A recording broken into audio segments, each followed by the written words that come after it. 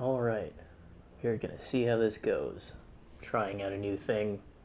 Um, Wanted to set up an interesting camera angle and talk about some audio stuff. So, what I would like to talk about today is going to be the Final Audio A6000. I can't remember how recently exactly were released, but I know there's not much else about them on YouTube at the moment, and I wanted to share my thoughts. So, this is the retail packaging I got. I purchased these myself with my own money because I'm no one in the audio space. From Audio 46, and they did come with Final Audio Type E tips in the package. I believe these are sort of an extra small through extra large type deal.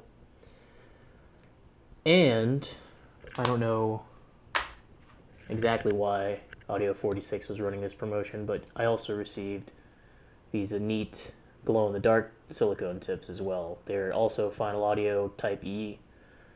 However, definitely a bit of a more narrow bore on these than the Type E tips included in the packaging. So,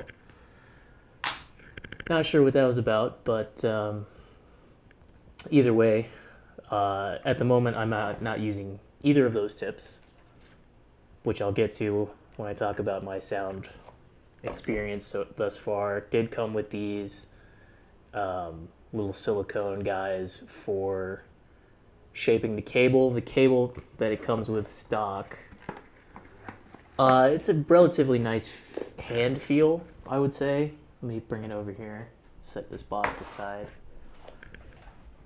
It comes with the typical Final Audio silicone kind of bubble package for carrying.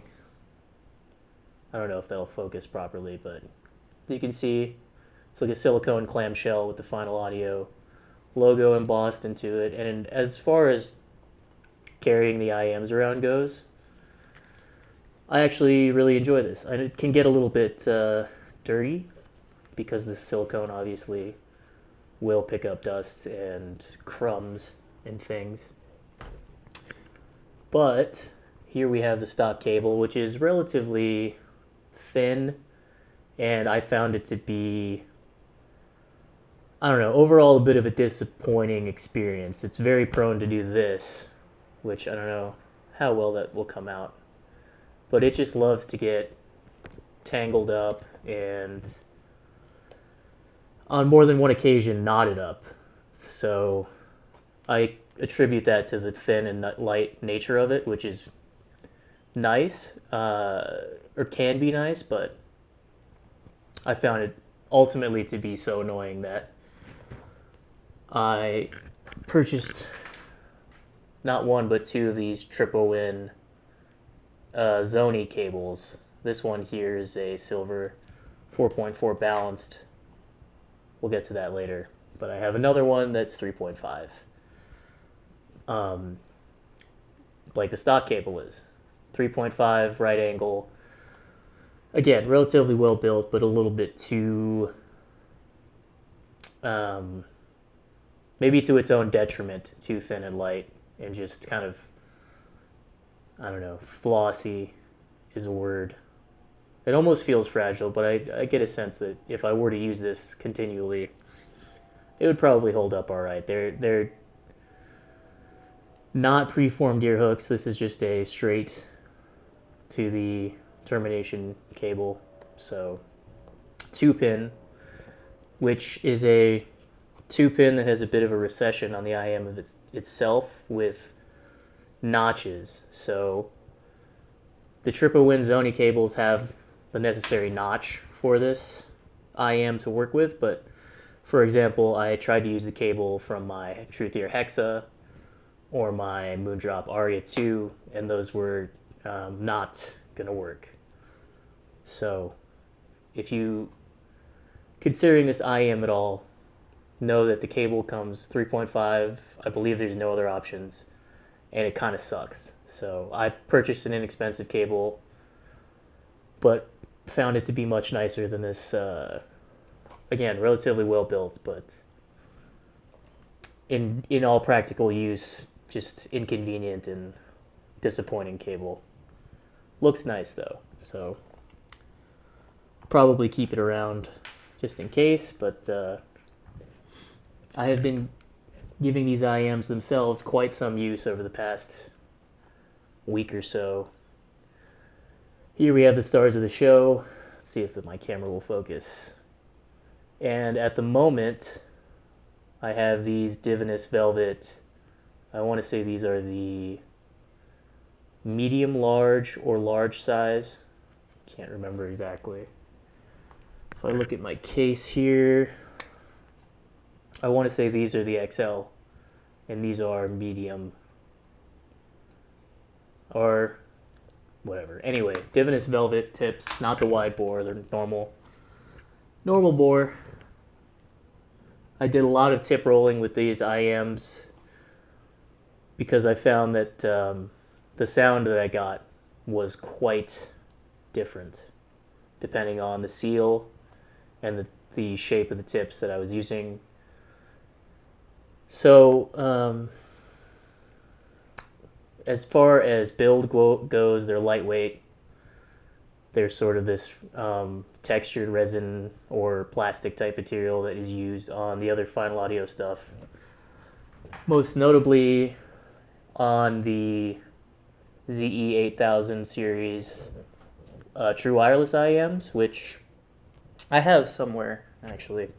Should have kept it on the table for comparison, but it's a nice texture. It may feel a little chintzy at first, a little cheap, perhaps, just because of how light these are, but they're small, and once you get them with the correct tips, I do find them to be comfortable enough to just put in my ears and forget about, so to speak.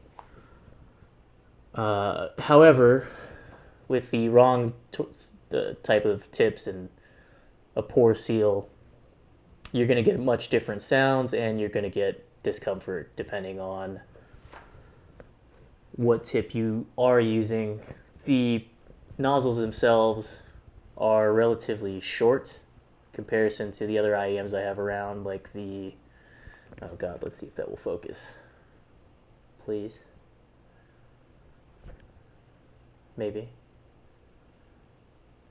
There we go. Relatively short, not too girthy, I would say, but definitely shorter nozzle than, let's see, what do I have around right now? The Truthier Hexa, Moondrop Aria 2, Truthier Gate, and I want to say my Moondrop LAN aren't with me at the moment, but I just feel as though these are shorter than all of those, so bear that in mind.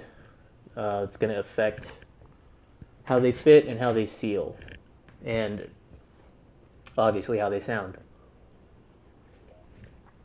which I guess I could get into, seeing as we've gone over the cable, the box, pricing. I think I paid $400, close to $500 or something like that. And yeah, they just sort of appealed to me just based on their aesthetics, and I don't know, I'm a fan of Final Audio, even though they can be sort of polarizing in the IEM space, but I wanted to just blind buy these and see where the experience led me, and here we are. So I'll get into the sound now. Most of my listening has taken place using this Shanling H2, a recent acquisition, 4.4 balanced out. I have a lot of K-pop on here that I'll just let play if I'm gonna go to sleep, take a nap, kind of just walk around the house with. And so a lot of the listening impressions and experience is going to be based on that kind of music. However, I am going to sit down, put them in a moment, and then talk about the things that I'm hearing in addition to what I'm about to say. And that is, these are, to my ear, very V-shaped. Depending on the tip, however, you're going to get less of a V-shaped sound and more of, I would call it just bright and airy. With the stock Final type E tips, with, I believe I've tried Dunu candies, I've tried some spin fits I have around. That kind of shape ear tip just gave me a really airy, bright sound. It wasn't necessarily harsh or sibilant. Like, it definitely changed timbre in a way that felt a bit too airy and kind of thin. But there was some bass, right? And we'll talk about how these graph. I think there is one graph that I know of on Squiglink at the moment by someone called Who-Fi. I have no affiliation, no knowledge of who that is, but I feel as though their graphs kind of illustrate what I'm talking about a little bit. So I'll get to that in a moment. But just based purely off listening, first I tried the tips that came with it. I was getting quite a bright, airy sort of signature, and it wasn't unpleasant, I will say. However, I immediately started tip rolling just to see what else that might reveal. And I want to say for a little while I had Dunu S&S tips on. Sort of got a deeper, more consistent seal, and that was quite a change, really. I mean, very, very much more pronounced V-shape, I would say. Was getting a lot more mid-bass, a little bit more sub-bass rumble, and with the S&S tips, I actually got a little bit too much treble to my ear. It really came through in things like female vocals and pop music. Treble sort of twinkliness and digital snare sounds in electronic music came through a bit harsh and fatiguing at times when I was using the Dunu S&S. So for a while I actually switched back to the Final Type E tips. However, the past day or so I've been using these Divinus Velvet tips, and I find that this seems to be the most balanced sounding for me. Pretty good bass and sub bass, and then still the treble kind of sparkliness. Vocals aren't harsh pretty much at all for the music I've been listening to the past day or so with this tip combination. So I think that would be my recommendation in terms of synergy for tips and this IEM in particular, at least for someone with ear anatomy like mine. I do find that it's tough for me to get a seal with many IEMs, such that even the lauded Moondrop Aria 2, just I can't get it to sound good in my head. With all the tips I've tried, everything. And with these, I do find that these are probably some of my most easy to listen to IEMs at the moment if I want a lot of detail and that sort of bright, fun sound with almost U-shaped, maybe, with some sub bass and some upper treble sparkle. But yeah, overall I would classify these as V-shaped sounding probably in most cases. I feel as though people with a more regular ear anatomy are probably going to get the sort of seal and insertion depth necessary for the V-shaped response. But yeah, just know that if you listen to these and you're getting a lot of air and not a lot of bass, I would say tip roll until you find something good, or maybe they just don't work for you. In the case of me and Arya too. But yeah, that's how the impressions have been off the top of my head. I will briefly address the things I was talking about in terms of the graph. So change to my screen over here. I have Hu-Fi's measurements pulled up with the diffuse field target, which is not really going to be a target that sounds good, but it is sort of a demonstration on how this might compare to like a more flat sounding, completely dead neutral type of sound, right? I'm not big on graph sniffing, but clearly you can see a lot of bass, a lot of sub bass in this relatively linear sort of slope. It's not necessarily any peaks or valleys here, right? This is pretty uniform and gradual all the way up until the mids here. And I will say that with this sort of mids to lower treble slope up, I do find that vocals sound relatively normal, relatively natural. With certain tips, I was getting a little bit more of a digital kind of wispy character to vocals. But again, tip rolling solved that problem for me. And I think with these Divinus Velvet tips, I'm getting something like this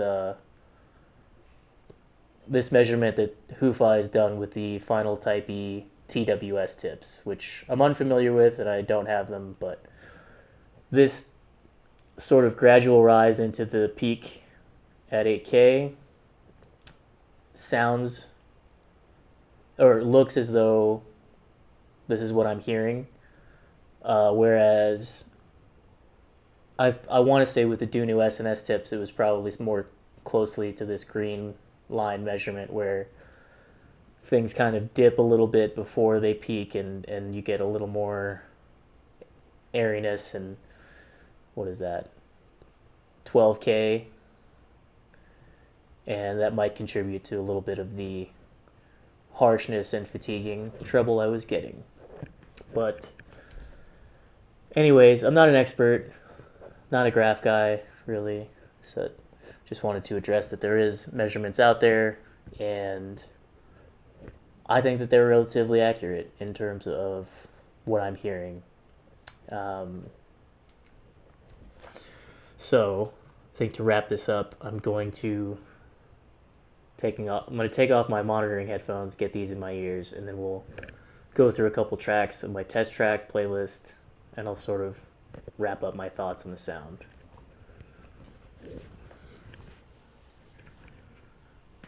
Set these down. Get these in my ears. Alright, that feels relatively secure. So I'm going to go over to a tablet that I have off screen that I have Spotify pulled up on. I did spend a lot of time obviously listening to FLAC directly off of a micro SD card in this Shanling H2. For anybody who cares about music container formats and streaming versus local audio and all that. But I do still listen to Spotify and embrace the convenience, even though I genuinely dislike what Spotify is doing to the music industry. But that's something for another day. I'm going to put on, since I've listened to a lot of K-pop recently, I'm going to put on something completely different. Let's do American football I'll See You when we're both not so emotional is a track I'm very familiar with. A lot of sparkly guitar, a um, lot of drums, uh, late 90s sound production, things like this.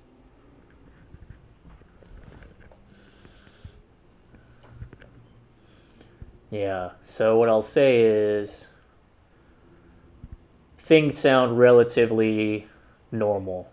Um, the presentation, I would say, is generally open sounding. Vocals are a little bit pulled back, and instrumentation sort of jumps out in a way that isn't necessarily jarring, but I think for people seeking clarity and detail, you'll get what you're looking for. Maybe not the vocal heads who want something more vocal centric, mid centric. Due to the V shape sort of sound signature that I'm getting from these, it's definitely vocals will sound normal, but definitely not intimate. These sound almost headphone like to me in terms of presentation. Maybe not quite HD 600 or whatever, considering that's a sort of mid-focused sound, but they remind me a lot of. I have a pair of Fostex TH, or no TX, whatever the mass drop ones, the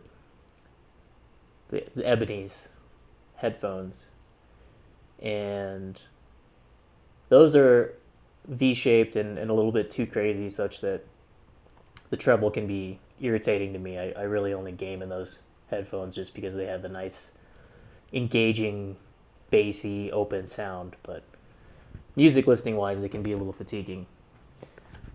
Anyways, let's go something a little more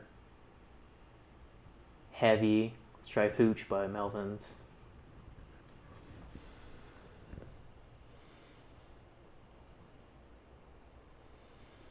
Mm-hmm.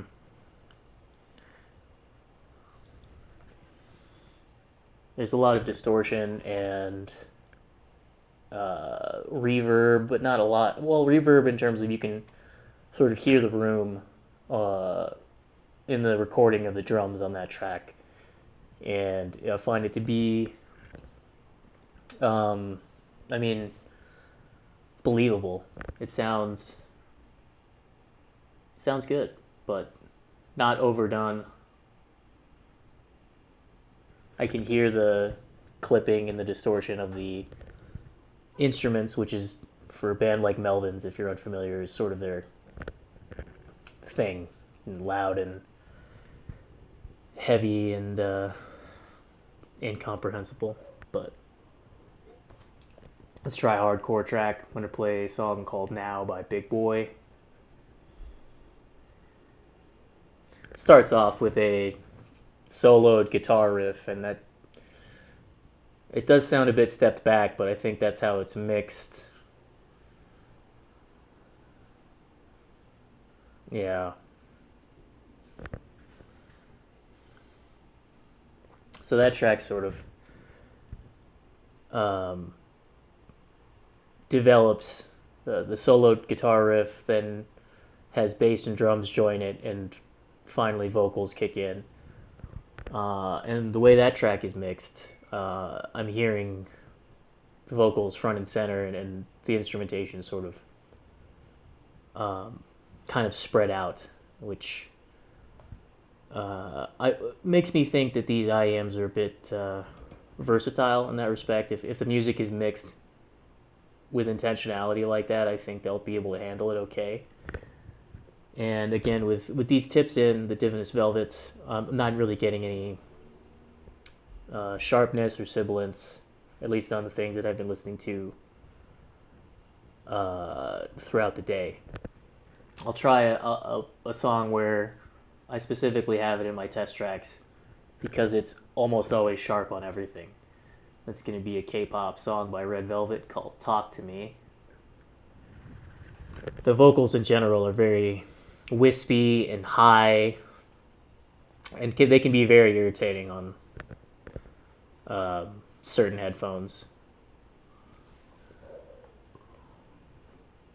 A lot of S's, a lot of plosives.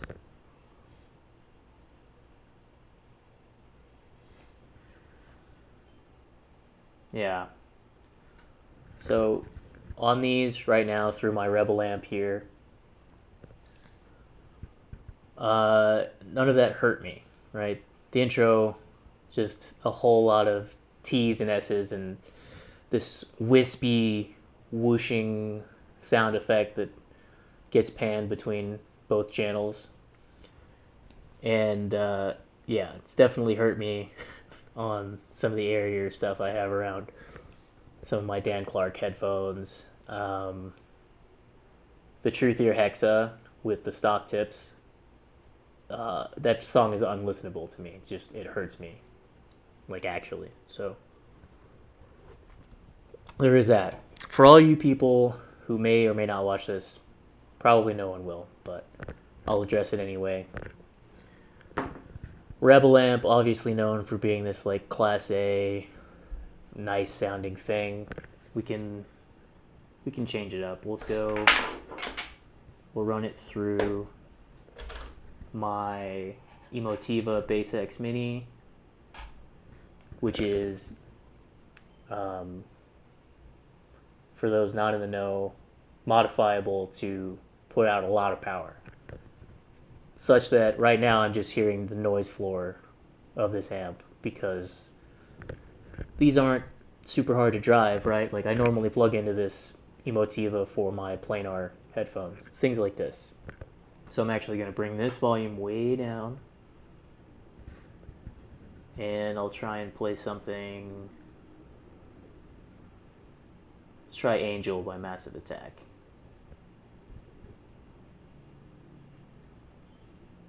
Starts off with this pulsating sub bass.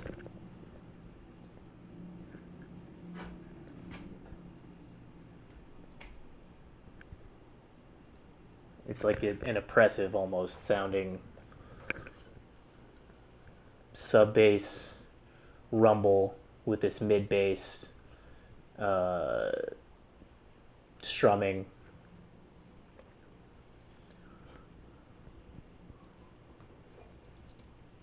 It's nice. Let me skip ahead to some vocals, though. It's a long track.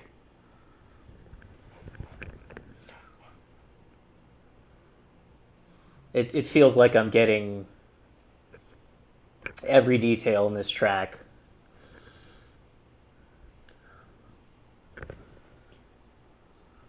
So a few minutes in, there's sort of a harsh transition where drums and guitar kick in while there's kind of a gentle vocal section happening.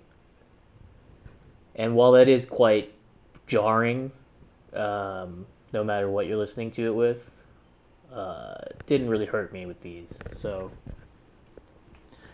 in general, I'm finding this to be one of the more engaging IEMs that I have around.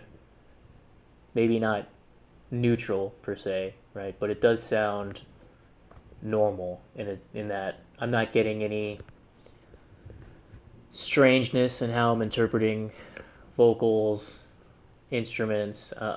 There's percussion feels powerful enough for me. I'm not necessarily a bass head.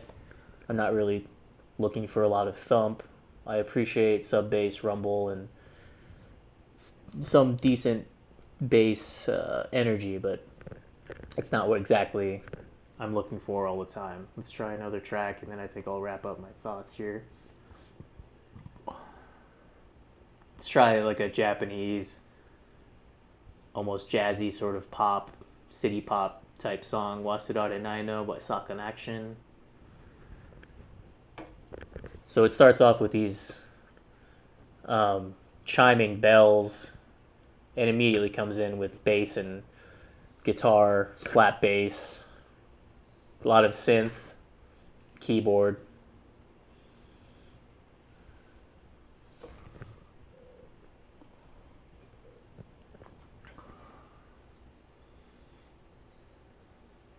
Yeah, I mean, I'm really enjoying how that sounds through these. So I think the conclusion I can come to, given that there's not much out there about this IEM, at least in YouTube land, I'm not going to call them a revelation or, 100% greatest IEM 2025, but I really enjoy them. I don't regret my purchase. I purchased these with my own money, and I find them to be sufficiently enjoyable, especially now that I have this tip combination going. I've got a cable that I don't hate to use. While I do find that the cable is a big it's the big crux of the accessories package on these. I'm sure some people enjoy having a really thin, light, cable without preformed ear hooks. It looks nice. It can feel nice. Maybe if I use them a little more, they would tangle less and sort of become a bit more well behaved. But I just found them to be frustrating even after using them for 3 or 4 days. So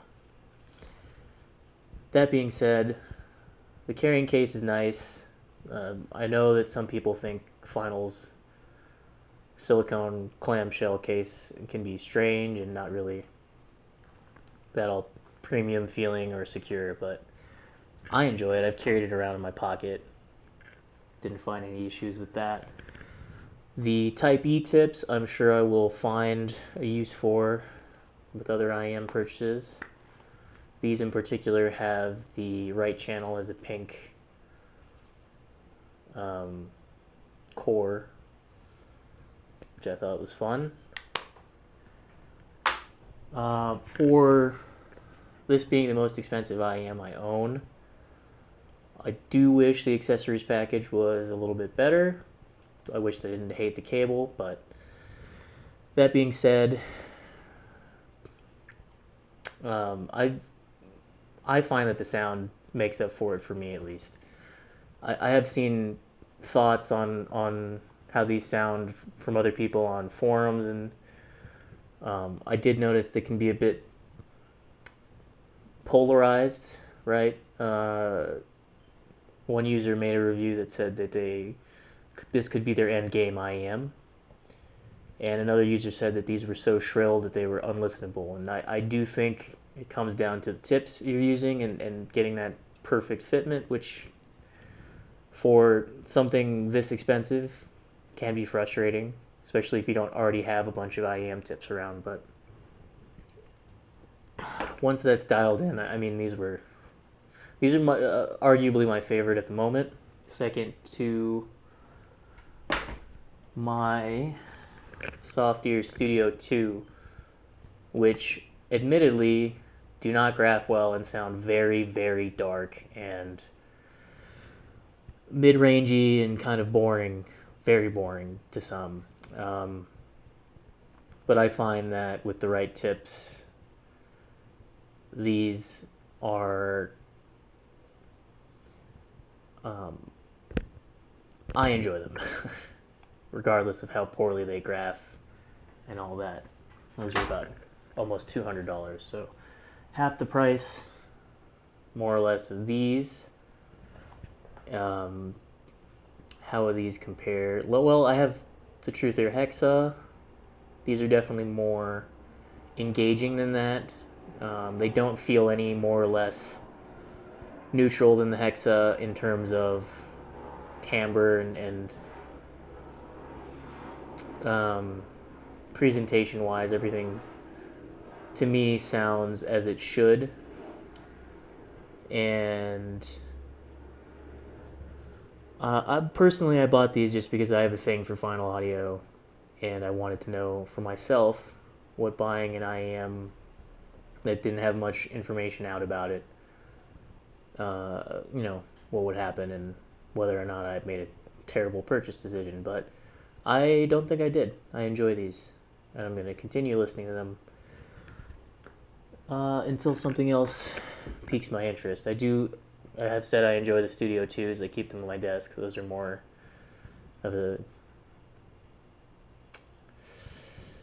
work time kind of IEM when I don't want to be so engaged, but I do want isolation and a relatively easy to listen to sound signature. Obviously those are very dark. They're not going to hurt me with treble peaks and all that, but anyways, are they worth it? To me, yes. Would I recommend them? Yeah, if you know you don't have certain treble sensitivities, if a V-shaped IEM, if you know that you enjoy the V-shaped sound signature, I think comparatively to something tuned maybe Harman-like, they're not going to be as scooped out in the mids, so it'll sound a little more full. But yeah, it's all going to come down to how they fit in your ears. So with that, my camera died. So I'll wrap it up. Get a good fit. Try them out before you buy them, definitely. I enjoyed my purchase. And I would like to keep making videos about my audio impressions. So if anybody ever watches this, leave a comment, leave a like, subscribe, and let me know if I should continue. All right, thanks.